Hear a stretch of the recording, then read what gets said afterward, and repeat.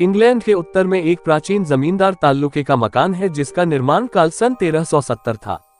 कहते हैं कि महारानी एलिजाबेथ के शासन काल में इस जागीर का मालिक सर जॉन साउथबर्ग नामक एक कट्टर रोमन कैथोलिक था। एक दिन सहसा उसे भनक मिली कि उसकी एक बेटी किसी प्रोटेस्टेंट से प्रेम करती है। इतना पता चलते ही उसके क्रोध की सीमा न रही। उसने अपनी लड़की को बुलाकर खूब लताड़ा और कहा कि यदि इस क्षण के बाद उस व्यक्ति से मिलने का दुस्साहस किया तो तुम्हारी खाल खींचवा लूंगा। लड़की भी पिता के समान ही जिद्दी थी। वह अपने प्रेमी से मिली और भागकर चुपचाप विवाह करने का निश्चय कर लिया। किंतु दुर्भाग्य से कन्या के भाई को उनकी योजना का पता चल गया।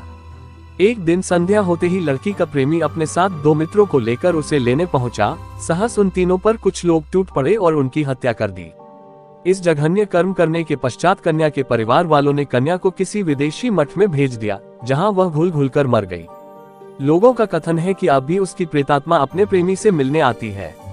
ज्यों ही वह मकान से बाहर निकलती है, उसका प्रेमी घुटनों के बल झुककर उसका स्वागत करता है।